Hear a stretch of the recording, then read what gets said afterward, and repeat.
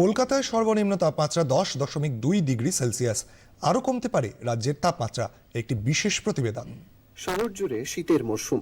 সকালের দিকে হালকা থেকে মাঝারি কুয়াশায় ঢাকছে শহর।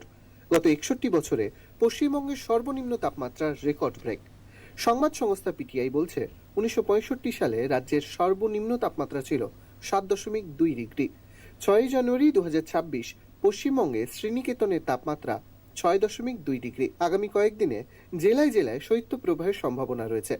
বিশেষত নদিয়া, মুর্শিদাবাদ, উত্তর 24 পরগনা, দক্ষিণ 24 পরগনা, বীরভূম, বর্ধমানে শীত জাঁকিয়ে পড়বে। উত্তরবঙ্গেও শীত আরও বাড়বে। 6 জানুয়ারি দার্জিলিংয়ে সর্বনিম্ন তাপমাত্রা 1.1 ডিগ্রি সেলসিয়াস। কলকাতায় সর্বনিম্ন তাপমাত্রা 10.2 ডিগ্রি সেলসিয়াস। আবহাওয়া দপ্তরের খবর অনুযায়ী 2013 সালে কলকাতার সর্বনিম্ন তাপমাত্রা 9 ডিগ্রি হয়েছিল। আগামী 3 দিনে দক্ষিণবঙ্গের বেশ কয়েকটি জায়গার তাপমাত্রা স্বাভাবিকের তুলনায় 3 থেকে 5 ডিগ্রি কম থাকবে।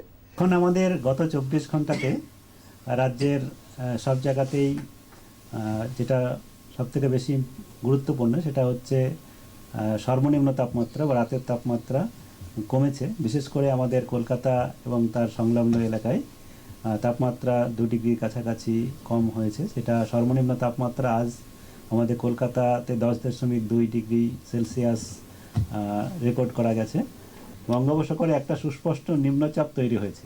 গতকালকে রাত্রে নিম্নচাপটি তৈরি হয়েছে, আর আজকে সকালে সুস্পষ্ট নিম্নচাপ রয়েছে, যেটা দক্ষিণ পূর্ব বঙ্গোপসাগরে রয়েছে।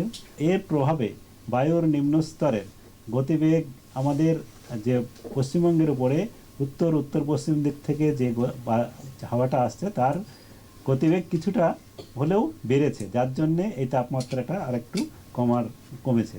বিভিন্ন জেলাতে শীতল দিনের পূর্বাভাস দেওয়া রয়েছে, যেমন মূলত বীরভূম, পূর্ব পশ্চিম বর্ধমান, নদিয়া, মুর্শিদাবাদ, উত্তর 24 পরগনা, দক্ষিণ 24 পরগনার কিছু অংশ এবং হুগলির কিছু অংশ, এইসব জায়গাতে শীতল দিন, এবং বীরভূম এবং পূর্ব বর্ধমানের জেলাতে বিক্ষিপ্তভাবে 1-2 জায়গায় শৈত্যপ্রবাহের সম্ভাবনা রয়েছে আগামী 3 দিন পর্যন্ত।